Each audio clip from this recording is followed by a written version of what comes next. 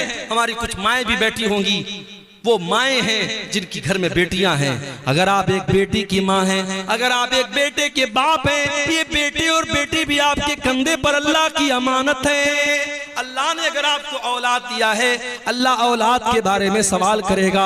अल्लाह के नबी फरमाते हैं, कुल्लुकुम राइउन व कुल्लुकुम मसऊलुन अन रइयतिही, ओ लोगों तुम सब के सब जिम्मेदार हो और तुमसे तुम्हारी जिम्मेदारी के बारे में सवाल किया जाएगा। फर्रजुलु राइन अला अहली बैतिही, इंसान अपने घर वालों का जिम्मेदार है, अपनी फैमिली का जिम्मेदार है, अपने परिवार का जिम्मेदार है और इंसान से उसके परिवार के बारे में सवाल किया जाएगा। वल मरअतु राइयतुन अला बैति ज़ौजिहा, और औरत अपने घर की जिम्मेदार है। शौहर तो नौकरी पे चला गया, शौहर तो दुकान पे चला गया, शौहर तो कारोबार पे चला गया, घर में 24 घंटे रहने वाली तो औरत है। घर में जवान बेटी किससे बातें कर रही है, रात को कहां 2-2 बजे तक मोबाइल पे लगी हुई है, रात को वो कहां जा रही है। आज अगर माँ इस बात की परवाह नहीं करती और बेटी रात रात भर गैर महरमों से चैटिंग कर रही है, कान खोल करके सुन लो मेरी माओ, बेटी तो गुनहगार होगी, बेटी की माँ को भी अल्लाह का हिसाब देना पड़ेगा। इन्नल्लाह ला युहिब्बु मन कान खव्वानन असीमा, अल्लाह ताला को खयानत करने वाले पसंद नहीं। ऐसी मसनद है मेरे नबी की और है ऐसा खाना नबी का, याद है वो मुसल्ले पे जाकर और दुआओं में आंसू बहाकर, याद है वो मुसल्ले पे जाकर और दुआओं में आंसू बहाकर, अपनी उम्मत को अपने खुदा से, अपनी उम्मत को अपने खुदा से इस तरह बख्शवाना नबी का, आज भी है ज़माना नबी का।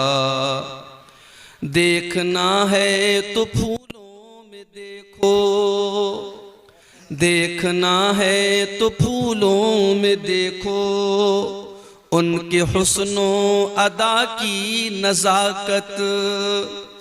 पूछना है तो कलियों से पूछो, कैसा था मुस्कुराना नबी का। क्यों न फिर मेरी सांसों से आए अर्ज़ तैबा की मिट्टी की खुशबू, मेरी धड़कन में है उनकी यादें, मेरा दिल है ठिकाना नबी का।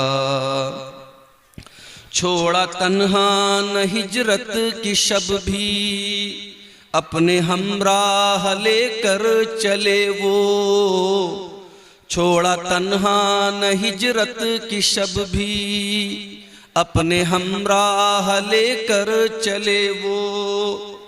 अल्लाह अल्लाह सिद्दीक से था किस कदर दोस्ताना नबी का। है ये जाहिद की या रब दुआ बस, जब क़यामत के दिन की हो गर्मी। है ये जाहिद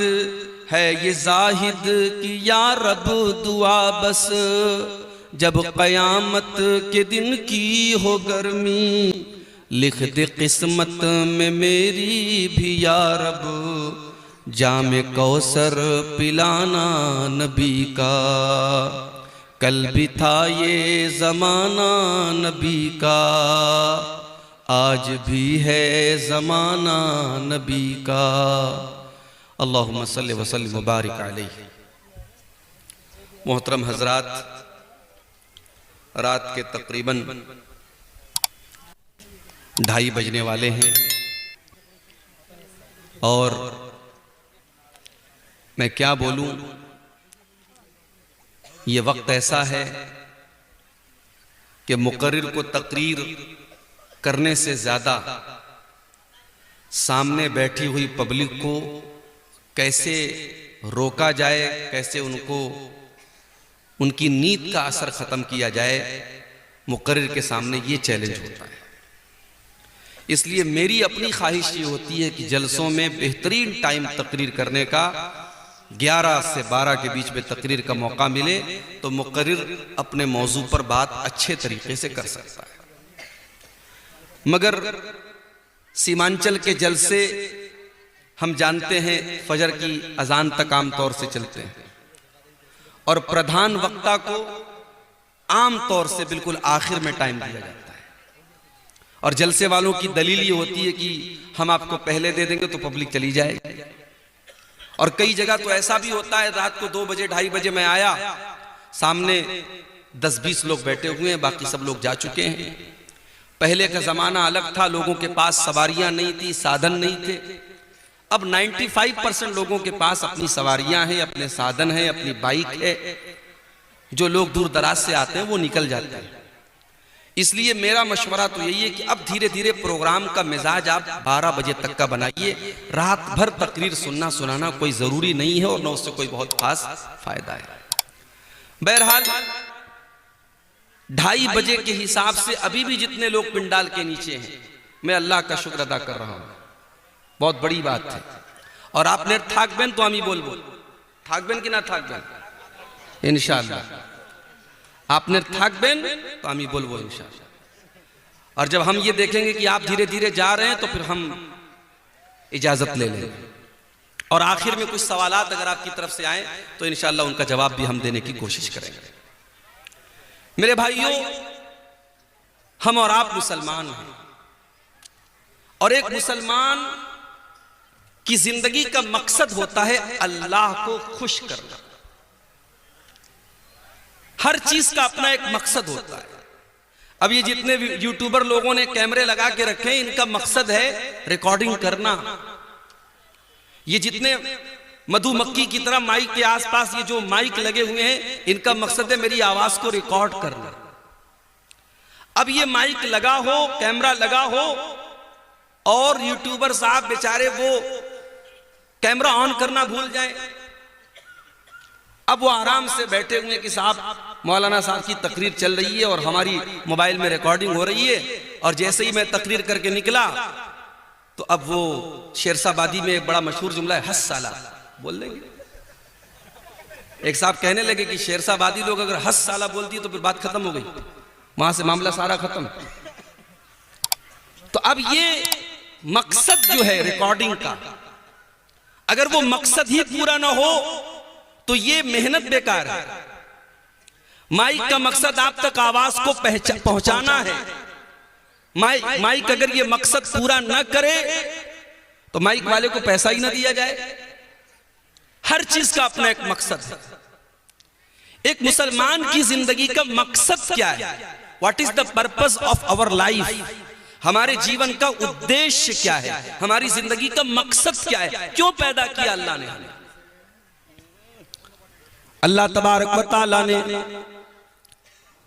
सूरह ज़ारियात के अंदर कुरान के 27वें पारे में इस सवाल का जवाब दिया, वमा खलक़तुल इंसा वल जिन्न इल्ला लियाबुदून।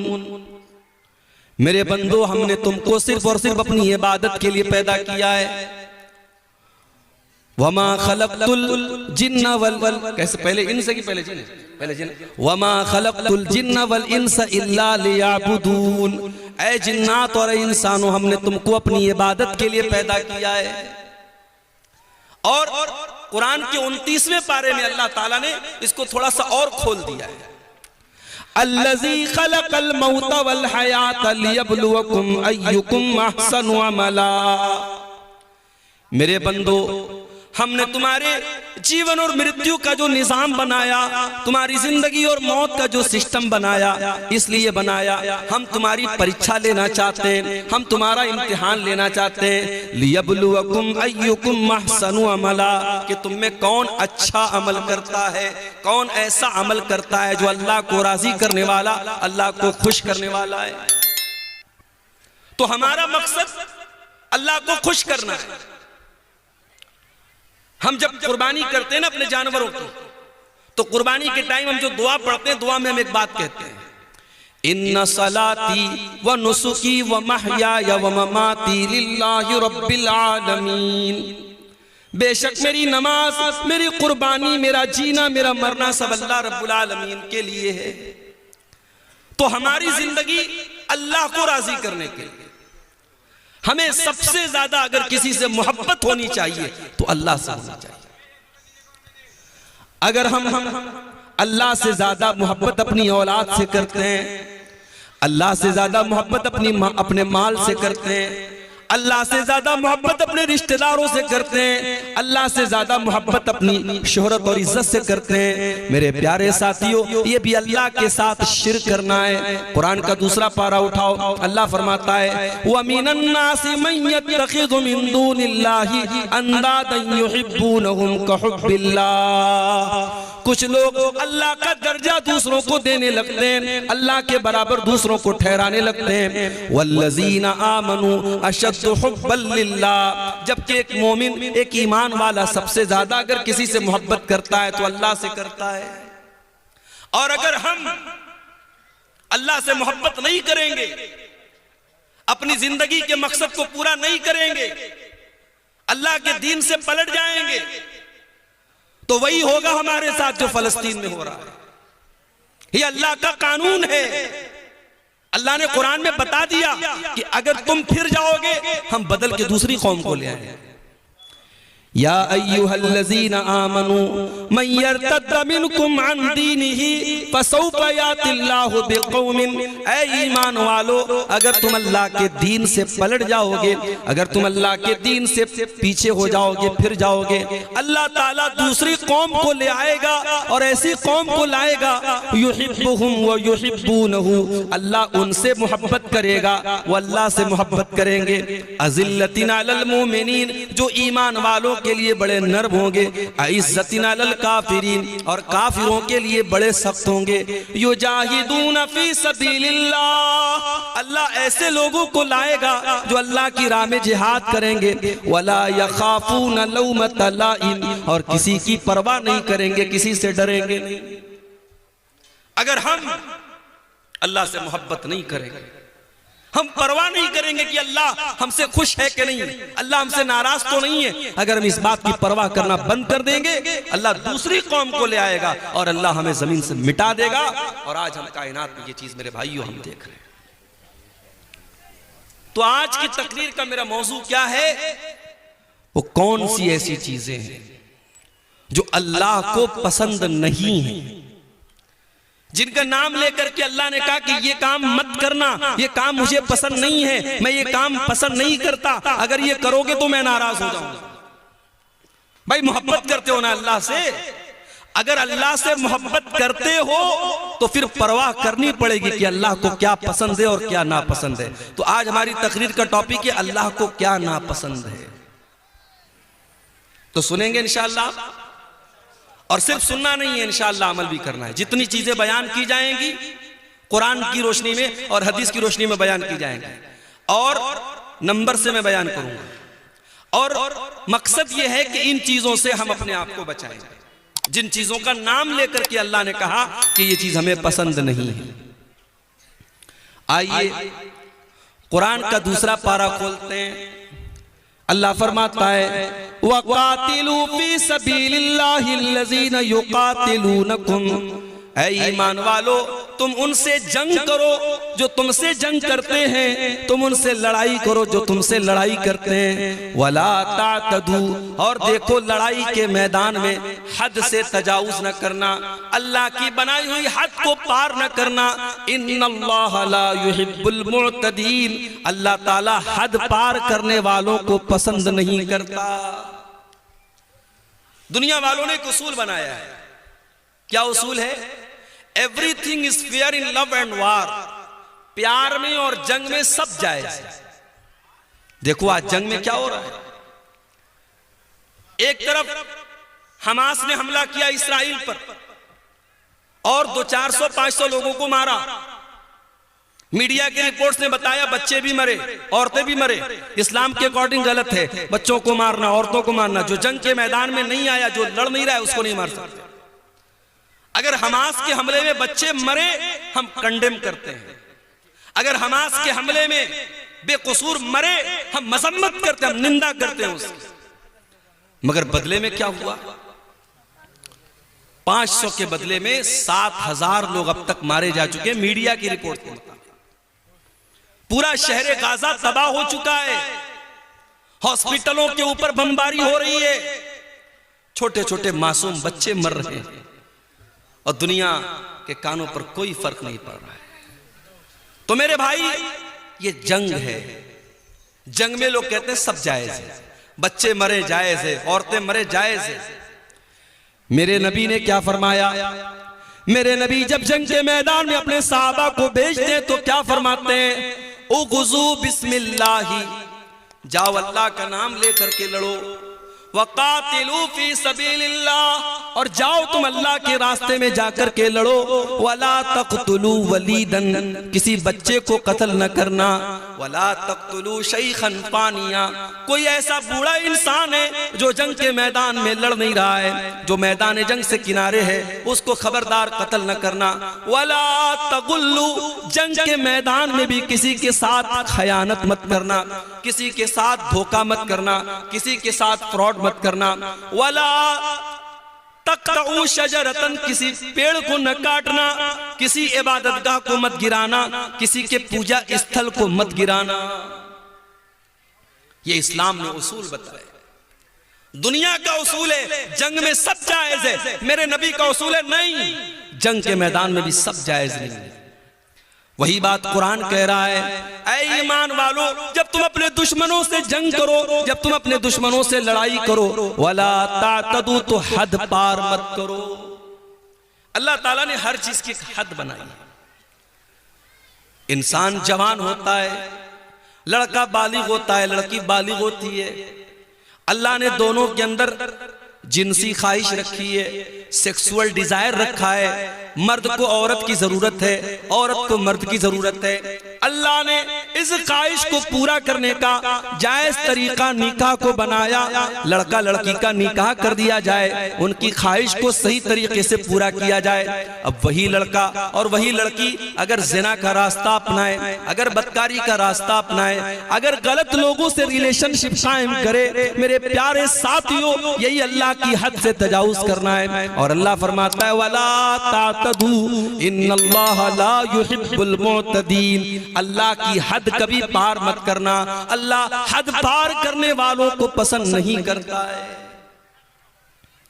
आपके इलाके में लड़कियों को हिस्सा देते हैं वरासत में? बोलो भाई, क्या लड़की बाप की वरासत में हिस्सा पाती है आपके इलाके में? नहीं पाती, मैं जानता हूं नहीं पाती है। क्यों? अरे हमने लड़की की शादी कर दी, जहेज लंबा चौड़ा जहेज दे दिया, अब क्या वरासत में हिस्सा भी दे? ये मेंटेलिटी है हमारी। बाप का इंतकाल हुआ, मां का इंतकाल हुआ, मां ने कपड़ा छोड़ा, मां ने जेवरात छोड़े, बाप ने जमीन छोड़ी। बाप और मां के उस सारे तरके में, सारी प्रॉपर्टी में कुरान कहता है जिस तरीके से बेटे का हिस्सा है वैसे ही बेटी का हिस्सा है। और आज हम पक्के मुसलमान, कुरान और हदीस पर अमल करने वाले, हमारे समाज में बेटी का कोई हक नहीं है। बेटी मांग ले तो समाज कहता है कितनी बेगैरत लड़की है, बाप की जायदाद में से हिस्सा मांग रही है। अल्लाह ताला ने जब सूरे निसा के अंदर जमीन और जायदाद के मसले बयान किए, फरमाया तिल्का हुदूदुल्लाह, ये मैं जो हिस्सा तरका बयान कर रहा हूं मेरे बंदो, ये अल्लाह की बनाई हुई हदें हैं, इन हदों को कभी पार न करना। ये अल्लाह का बनाया हुआ कानून है, अल्लाह के कानून को तुम कभी न तोड़ना। मेरे प्यारे साथियों, आप कार चलाते हैं, रास्ते में ट्रैफिक पुलिस वाले खड़े हैं, ट्रैफिक का नियम है कार चलाने वाला सीट बेल्ट लगा करके चलेगा, बाइक चलाने वाला हेलमेट लगा करके चलेगा।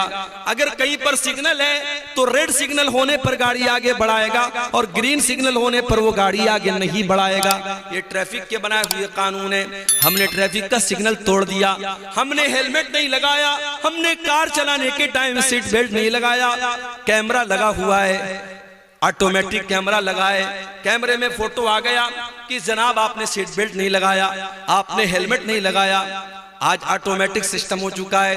आपके मोबाइल के ऊपर मैसेज आ गया, आप हेलमेट के बगैर गाड़ी चला रहे थे, 500 रुपये की पेनाल्टी लग गई। सीट बेल्ट के बगैर आप कार चला रहे थे, 1000 की पेनाल्टी लग गई। आपने सिग्नल क्रॉस किया था, 500 रुपये की पेनाल्टी लग गई। आज दुनिया वालों ने ट्रैफिक के कानून को तोड़ने के लिए पेनाल्टियां बनाई हैं, जुर्माने बनाए हैं। मेरे प्यारे साथियों, अल्लाह ताला ने भी शरीयत में बहुत सारे कानून बनाए हैं, बहुत सारी लिमिट्स बनाई हैं। अगर हम उन कवानीन को तोड़ेंगे अल्लाह हमसे नाराज होगा।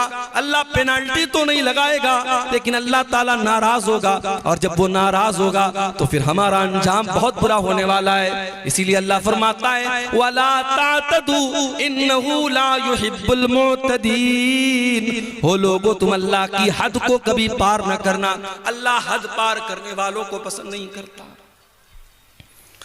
आप जानते हैं एक मजहब है हमारे मुल्क में, जैन मजहब।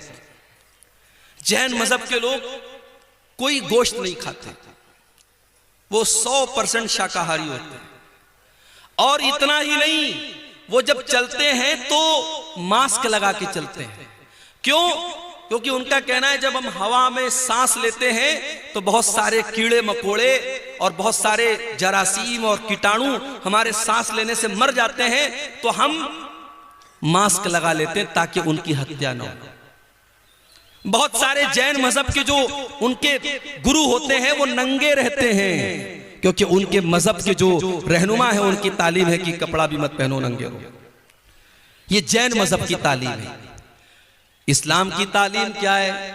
इस्लाम ये कहता है, अल्लाह कुरान में कहता है या अय्युहल्लज़ीना आमनू ला तुहर्रिमू तय्यिबाति मा अहल्लल्लाहु लकुम।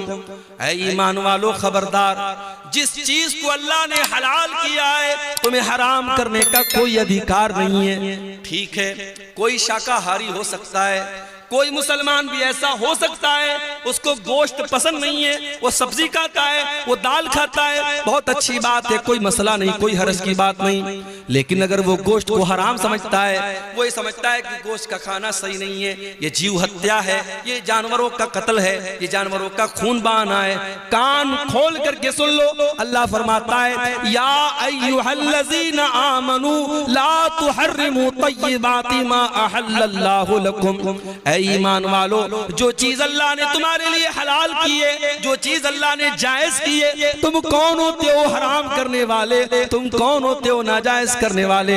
वला तातदू, ईमान वालो, अल्लाह की हद को कभी क्रॉस न करो। इन्नहु ला युहिब्बुल मुअतदीन, अल्लाह ताला हद से तजावुज करने वालों को पसंद नहीं करता।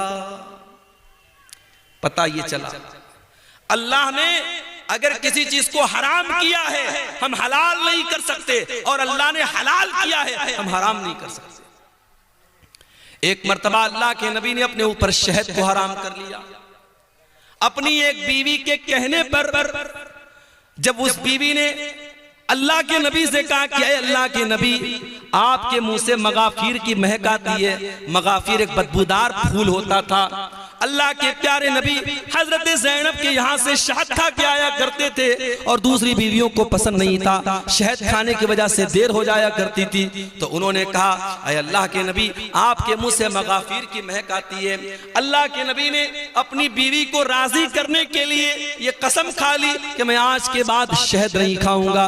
जब शहद खाने से मेरे मुंह से महक आती है, जब शहद खाने से मेरे मुंह से बदबू आती है, मैं आज के बाद शहद नहीं खाऊंगा। एक नॉर्मल सी बात थी, नबी ने अपने ऊपर शहद को हराम कर दिया। लेकिन अल्लाह के लिए नॉर्मल बात नहीं थी। अल्लाह ने कुरान की आयत नाजिल कर दी, या अय्युहन नबिय्यु लिमा तुहर्रिमु मा अहल्लल्लाहु लका तबतगी मर्दात अज़वाजिक। ऐ नबी, आपको ये अधिकार किसने दे दिया, ये हक किसने दे दिया कि जिस शहद को अल्लाह ताला ने हलाल किया था आपने अपने ऊपर हराम कर लिया अपनी कुछ बीवियों को खुश करने के लिए। ऐ नबी, आपको भी अल्लाह के हलाल किए हुए चीज को हराम करने का अधिकार नहीं है। हम नहीं कर सकते, किसी हलाल चीज को हराम नहीं कर सकते, और किसी हराम को हलाल नहीं कर सकते मेरे भाई। और आगे बढ़िए, कुरान में एक और जगह ये बात आई है, सूरह आराफ में अल्लाह ने फरमाया उदू रब्बकुम तज़र्रुअन व खुफिया, अपने रब से दुआ करो, गिड़गिड़ा करके दुआ करो और चुपके चुपके दुआ किया करो। इन्नहु ला युहिब्बुल मुअतदीन, अल्लाह ताला दुआ के अंदर हद से तजावुज करने वालों को पसंद नहीं करता। कुछ लोग दुआ के अंदर भी हद से तजावुज करते हैं। माफ कीजिएगा, आपके यहाँ चंदे का जो तरीका होता है, बंगला जुबान के जो मुकर्रिर आते हैं वो दुआ करते हैं, इस पर भी तहकीक होनी चाहिए कि ये तरीका दुआ का सही है। दुआ के अंदर हद से तजावुज नहीं होना चाहिए। दुआ में हम कोई ऐसी चीज नहीं मांगेंगे जो मुनासिब ना हो। एक सहाबी ने अपने बेटे को देखा, बेटा दुआ कर रहा है, आए अल्लाह जन्नत में दाहिने तरफ सफेद रंग का महल मुझे अता फरमा दे, जन्नत के अंदर व्हाइट हाउस मुझे दे दे। सहाबी ने बेटे को ये दुआ करते हुए सुना। कहा है मेरे बेटे तू क्या दुआ कर रहा है? कहा बाजान मैं दुआ कर रहा हूं कि अल्लाह तू मुझे जन्नत के दाहिने साइड में एक सफेद रंग का महल अता फरमा। कहा बेटा ये दुआ करना सही नहीं है बेटा, मैंने अल्लाह के नबी को ये फरमाते हुए सुना था कि कयामत के पहले एक ऐसा दौर आएगा, लोग दुआ के अंदर हद से तजावुज करेंगे और लोग वजू करने में हद से तजावुज करेंगे।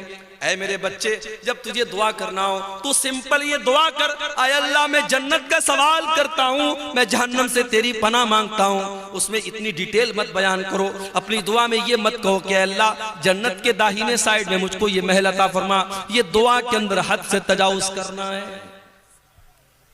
बाज़ लोग दुआ करते कहते हैं अल्लाह अपने नबी के सदक़े मेरी ये दुआ कबूल कर ले। ये सदका क्या है भाई? नबी के सदके कैसे दुआ होती है? गलत है ये, दुआ में हद से तजावुज है। आप दुआ में अगर वसीला लगाना चाहते हैं, अपने किसी नेक अमल का वसीला लगाइए। अय अल्लाह मैंने जाड़े में कंबल बांटे थे गरीबों को, अय अल्लाह रात का सन्नाटा था, कोई गरीब लेटा हुआ था, मैंने जाके कंबल उसको उड़ा दिया था। अय अल्लाह कोई देखने वाला नहीं था, कोई कैमरा वाला नहीं था, कोई रिकॉर्डिंग करने वाला नहीं था। अय अल्लाह मैंने तुझको राजी करने के लिए, तुझको खुश करने के लिए उस गरीब की मदद की थी। अय अल्लाह तू मेरी मग़फ़िरत फरमा दे, अय अल्लाह तू मेरी मुसीबत को दूर फरमा दे। ऐसे नेक अमल का वसीला आप लगा सकते हैं। तो दुआ के अंदर भी हद से तजावुज नहीं होना चाहिए। तो पहली चीज जो अल्लाह ताला को बहुत नापसंद है मेरे भाइयों, वो क्या है? हद से तजावुज करना। और आगे बढ़िए। अल्लाह को दूसरी चीज जो बहुत ज्यादा नापसंद है, कुरान का दूसरा पारा खोलो, अल्लाह फरमाता है वइज़ा तवल्ला फिल अर्ज़ि सआ। मुनाफिकों के बारे में अल्लाह ने फरमाया कि मुनाफिक आदमी जब जमीन में चलता है तो वो क्या करता है? लियुफ़सिदा फिल अर्ज़ि व युहलिकल हर्स वन नस्ल वल्लाहु ला युहिब्बुल फसाद। वो मुनाफिक आदमी, वो मुशरिक आदमी, वो जमीन में फसाद मचाता है, वो लोगों को कत्ल करता है, वो बच्चों को कत्ल करता है। वल्लाहु ला युहिब्बुल फसाद, अल्लाह को फसाद पसंद नहीं है, अल्लाह को जमीन के अंदर फसाद पसंद नहीं है, अल्लाह को फसादी लोग पसंद नहीं है। जो फसाद मचाते हो, जो बेकसूरों का खून बहाते हो, जो निर्दोष लोगों की हत्या करते हो, जाओ कोई मीडिया वालों को कुरान की आयत बता दे, वइज़ा तवल्ला साफिल अर्ज़ि लियुफ़सिदा फ़ीहा व युहलिकल हर्स वन नस्ल। ये मुनाफिकों की पहचान है, ये मुशरिकों की पहचान है, ये अल्लाह के दुश्मनों की पहचान है। बच्चों को कत्ल करना, फसाद मचाना, आतंक मचाना। अल्लाह का मानने वाला कभी आतंकवादी नहीं हो सकता, अल्लाह का मानने वाला कभी दहशतगर्द नहीं हो सकता। अरे अल्लाह के मानने वाले एक चींटी को भी बिला वजह नहीं मारते। याद करो सुलेमान अलैहिस्सलाम का वाकया। सुलेमान अलैहिस्सलाम जा रहे हैं और रास्ते में चींटियों की एक वादी के पास से उनका गुजर होता है। सुलेमान अलैहिस्सलाम को अल्लाह ताला ने एक स्पेशल नॉलेज दी थी, वो चींटियों की बोली को भी सुन लेते थे, समझ लेते थे। हत्ता इज़ा अतौ अला वादिन नमली क़ालत नमलतुन या अय्युहन नमलु दुखुलू मसाकिनकुम। जब सुलेमान का लश्कर चींटियों की वादी के पास से गुजरा तो चींटियों की रानी ने अपनी चींटियों से कहा, ऐ चींटियों जल्दी जल्दी अपने बिल में दाखिल हो जाओ। ला यहतिमन्नकुम सुलेमान व जुनूदुहु व हुम ला यशऊरून। कहीं ऐसा न हो कि सुलेमान और उनका लश्कर अपने पांवों से तुम्हें रौंद डाले, तुम्हारे ऊपर चढ़ जाए, तुम्हें खत्म कर दे और उनको पता न चले। वहुम ला यशऊरून, उनको पता न चले। इसका मतलब कि जानबूझकर सुलेमान अलैहिस्सलाम चींटी को भी तकलीफ नहीं पहुंचा सकते। ओ मेरे मीडिया वाले भाइयों, ओ दुनिया में इस्लाम के खिलाफ प्रोपेगेंडा करने वाले न्यूज चैनल वालों, कभी इस तरीके के वीडियो को भी अपने चैनलों पर लगाया करो, कभी इन बातों को भी अपने चैनलों पर लगाया करो। सुलेमान अलैहिस्सलाम का लश्कर चींटी की हत्या नहीं कर सकता। एक नबी का मानने वाला जब चींटी की हत्या नहीं कर सकता, किसी निर्दोष की हत्या कैसे कर सकता है? वल्लाहु ला युहिब्बुल फसाद, अल्लाह को फसाद मचाने वाले, आतंक मचाने वाले पसंद नहीं है। इस्लाम तो वो मजहब है मेरे भाई। एक निर्दोष की हत्या, एक बेकसूर का खून बहाने वाला पूरी मानवता का हत्यारा है, पूरी इंसानियत का कातिल है। अल्लाह फरमाता है मन कतल नफ्सन बिगैरि नफ्सिन औ फसादिन फिल अर्दी फकअन्नमा कतलन नास जमीआ, जिसने एक निर्दोष की हत्या की उसने पूरी इंसानियत को कत्ल कर दिया। उसने इतना बड़ा पाप कर दिया कि पूरी इंसानियत को कत्ल कर दिया। वमन अहयाहा फकअन्नमा अहयन नास जमीआ, और एक इंसान की जान बचाने वाला पूरी इंसानियत की जान बचाने वाला है। मेरे प्यारे साथियों, दुनिया में पहला मर्डर किसने किया था? काबिल ने अपने भाई हाबिल का किया था, और औरत के चक्कर में किया था, लड़की के चक्कर में किया था। औरत के चक्कर में काबिल ने हाबिल को कत्ल किया था, दुनिया का पहला मर्डर किया था। अल्लाह के नबी फरमाते हैं अब कयामत तक जितने मर्डर होंगे, जितने कत्ल होंगे, हर मर्डर और हर कत्ल का जिम्मेदार काबिल होगा, जो कि पहला कत्ल उसने किया था। पता ये चला कि जो बुराई की शुरुआत करता है, जो किसी गलत काम की शुरुआत करता है, उसके ऊपर कयामत तक और जब तक वो गलत काम होता रहेगा उसका वबाल उसके ऊपर पड़ता रहेगा, उसकी सजा उसको मिलती रहेगी। इसलिए बुराई करने से ज्यादा खतरनाक बुराई की स्टार्टिंग करना है। हजरत लूत अलैहिस्सलाम की जो कौम थी, इग़लाम बाजी की और लड़के का लड़के के साथ बदकारी करना और मर्द का मर्द के साथ बदकारी करना, उनकी कौम के पहले ये गंदा काम दुनिया में कभी नहीं होता था। इस काम की शुरुआत की थी हजरत लूत अलैहिस्सलाम की कौम ने। इसीलिए जब हजरत लूत अलैहिस्सलाम ने अपनी कौम को समझाया तो कहा था कि ऐ मेरी कौम के लोगों, तुमने इस गंदगी की शुरुआत की है, और अगर यहां से ये गंदा काम शुरू हुआ तो जब तक ये गंदा काम होता रहेगा तुम्हें इसकी सजा मिलती रहेगी। मेरे प्यारे साथियों, अल्लाह तबारक व तआला को फसाद मचाने वाले, आतंक मचाने वाले, खून खराबा करने वाले लोग पसंद नहीं है। वल्लाहु ला युहिब्बुल फसाद, अल्लाह को फसाद पसंद नहीं। अरे इस्लाम का तो ये हाल है। हमारे प्यारे नबी जब सन 8 हिजरी में मक्का में दाखिल हुए, 10,000 का लश्कर आपके साथ है। मक्का के अंदर आप बड़ी फातिहाना शान के साथ दाखिल हो रहे हैं।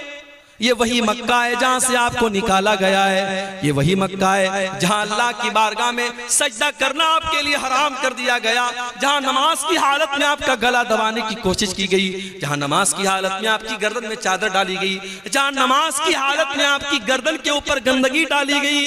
ये वही मक्का है जहां के लोगों ने ग़ज़वे उहद में आपके चचा हमजा का कलेजा चबाया। ये वही मक्का है जहां के लोगों ने ग़ज़वे उहद में आपको मारा था, आपके दांत तोड़े थे, आपके चेहरे से खून बहा था। ये सारे वाकयात आपने अपनी आंखों से देखे हैं। लेकिन मेरे प्यारे साथियों, आप देखिए सन 8 हिजरी में जब अल्लाह के नबी मक्का में दाखिल होते हैं, आप पहले खाने काबा को सारे बुतों से पाक करते हैं, और खाने काबा को बुतों से पाक करने के बाद जब आप खाने काबा के दरवाजे पर खड़े होते हैं तो आप क्या कहते हैं? ऐ मक्का वालों, ऐ कुरैश के लोगों, ये बताओ तुम अपने मोहम्मद से तुम्हें क्या उम्मीद है? मैं तुम्हारे साथ क्या सलूक करूंगा? सब भीगी बिल्ली बन जाते हैं, बड़े नरमी से कहते हैं, बड़े प्यार से कहते हैं, ऐ मोहम्मद सल्लल्लाहु अलैहि वसल्लम, आप तो बड़े अच्छे इंसान हैं, बड़े अच्छे बाप की औलाद हैं, आपसे अच्छी ही उम्मीद रखते हैं। आपने फरमाया इज़हबू अंतुम तुलका ला तस्रीब अलैकुमुल यौम, इज़हबू अंतुम